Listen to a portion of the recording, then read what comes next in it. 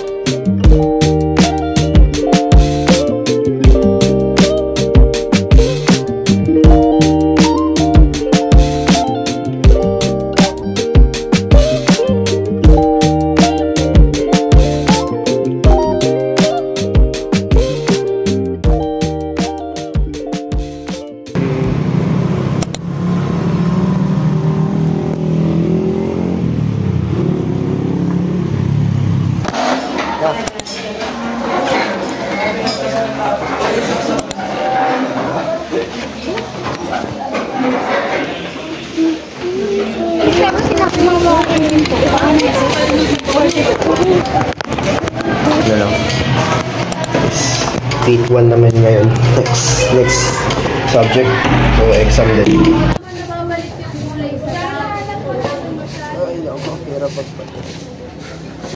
Nag-vlog ako sa... Hello! Mahirap mag-vlog na nag-i-review. Ito mag-video ang sarili. Physical states. Two types of person pag-exam. May kumakain, may nag-review po. By the way, mayroon akong mga kaibigan sa college na puro babae. So, tawag sa akin ay one of the girls. So, nakita niya dyan si Ikay, which is si Erica, si Rin, si Irene, si Ira, tsaka si Den. Yung nagsasalita. At ako, syempre, yung nag-iisang lalaki dyan sa ano. Anyways, dyan, nag-i-review lang po kami dyan sa Fit 1 subject habang inaantay namin yung prop namin. Ay nga pala, ano masasabi niya sa quiz natin kanina? Okay na ako sa 25. Binasic. Okay lang. Basic nga lang doon. Pinalihan nga lang doon, sir. Grabe. Ayun, kaya ako nag-review ng articles, mga physical fitness, tapos about ito sa Fit 1. Pa kami ng uniform para lang sa subject na to kasi yun daw ang kailangan. Naka-uniform kami ng PE. No choice.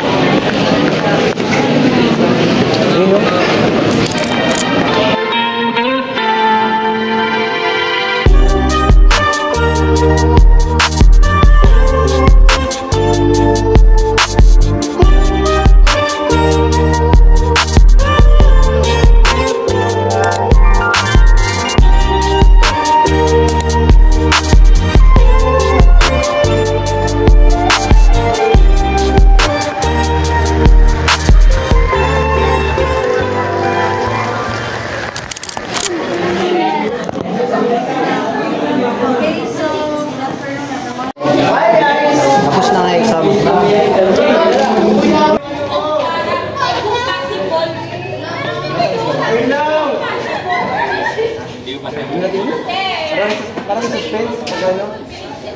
Oy. Ano pa ba uwi?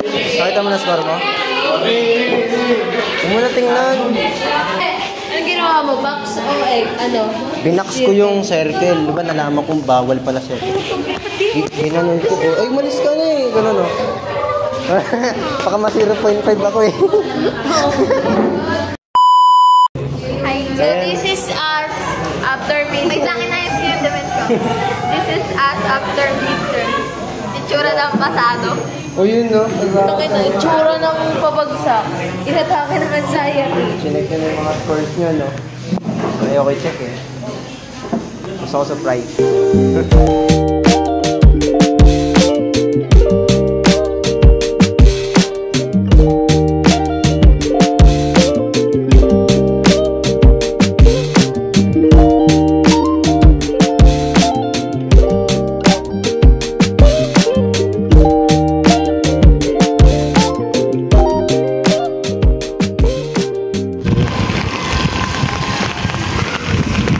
Ginabi na naman. At ang oras ay 7:07. Patuluulan. Ngayon, boses ko post na. Ewan ko ba? Nung wala kayo na pagpasok ko. Namalat agad yung boses ko. So, sign ata ito ng ubo. So, ayun, agapan agad natin. And let's go, my white shoes. Nadumihan na naman. Hindi naman nakisama ang panahon.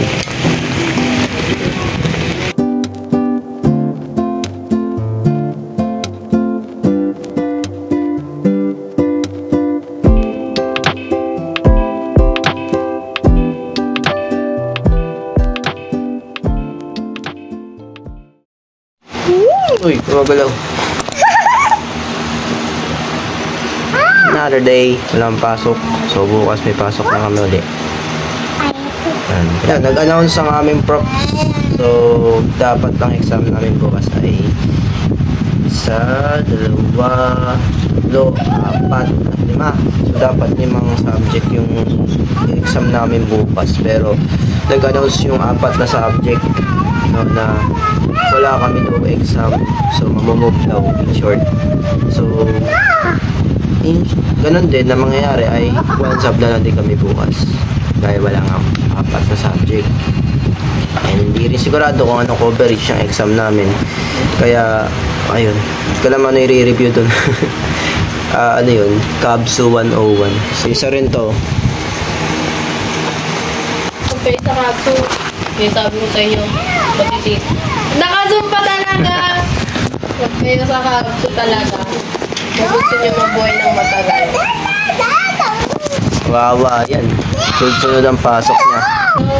Ako every other day ang pasok ko. Sa isang linggo 2 beses lang, kaya tapos pahinga pa no, hindi sunod ang pasok namin. So Monday tsaka Wednesday lang. I mean STP rin pala Friday, pero wala pa naman siya ngayon. So hindi pa naman siya nagsisimula, kaya 2 araw lang pasok namin sa isang linggo. Tapos kasi kasuin naman yung papers sa school, katulad ng Form 137. Tapos magpapasa ng activity sa props. Actually wala pa prop kami, pupunta pala ako sa faculty para ipasa yung activities namin sa isang subject, sa GNED 3, kasi ako ang pinakaatasan na pasa ng activities namin. So guys, so today is Wednesday, kanina lang din. So bukas ay may pasok pa naman bukas, pero bukas ay wala po kaming exam sa amin kasi nag-announce mga prof namin na wala kami po klase.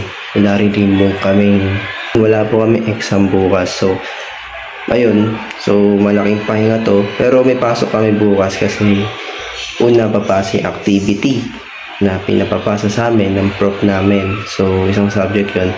Tapos mayroon din po kaming isa na hindi ko siya matawag na klase, pero parang klase kasi hindi naman siya lecture, hindi siya discussion na mangyayari.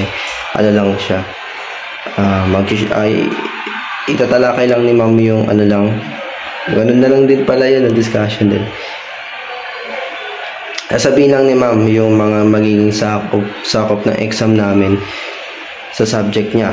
So ayun, so yun ang itatalakay niya. So parang discussion siya, pero about naman sa coverage ng exam. Pero hindi kami mag-exam bukas kasi wala kami exam bukas. So, ayun. So, next week. So, meron kaming 5 subs pa na kailangan mag-take ng exam.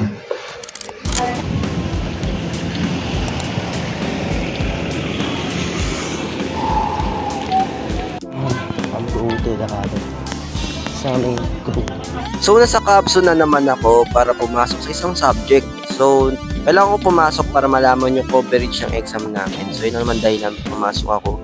And, para asikasuhin din yung per month 37 ko dahil hindi ko pa napapasa guys sa OSAS. Matatapos na yung per sem, so hindi pa ako nakapagpasa. Kasi pag di ka nakapagpasa ng per month 37 at inabutan ka ng pagtatapos ng per sem, tapos na yung per sem, malamang sa malamang hindi ka makakapag second sem, kaya kailangan mapasa talaga. Yun nga, dahil nga pumasok ako dahil lang doon sa dalawang yun. And papasa din pala ako ng activity sa faculty room kasi wala rin prof namin sa araw na ito, kaya papasa ko na lang sa faculty room. Doon ko na lang ibibigay, lalagay ko sa table, okay na. Physical faculty room. Good afternoon po. Saan po yung table po nilang basement po? Kabila po.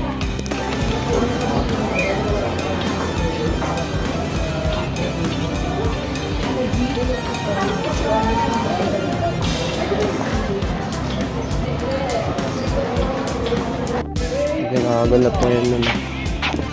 Merong ganap kayo sa aming school. Ayan ang ganap sa aming school ngayon. Regional to, alam ko eh. So, dumayo yung iba't ibang lugar. So, Silang, sa Imus, ganyan. So, dumayo sila dito sa Capsu main. Ayun, ano ang gagawin ngayon actually, tapos na lahat, nakapagpasa na ako ng 4137, tapos na rin yung klase namin, nalaman ko na rin mga coverage. Ano ba ang gagawin ngayon? Kasi wala kaming exam ngayon, diba? So, hindi ko rin alam yung gagawin ko ngayon actually. So,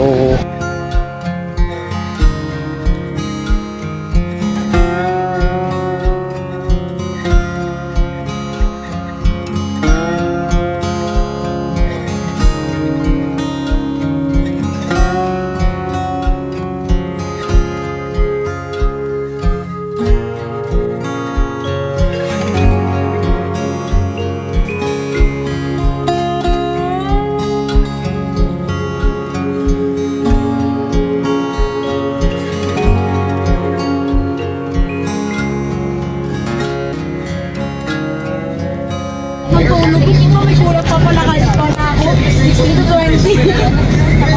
Masarap ang tuloy ko lang yun. Sa food, hindi ko pa siya. Hindi ka worth it ako. pumasok pala sa isang subject ngayon. Yung ano na po kalahati. Sige po.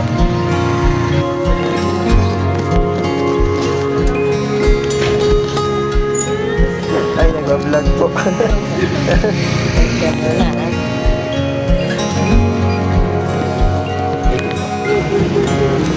Ito na.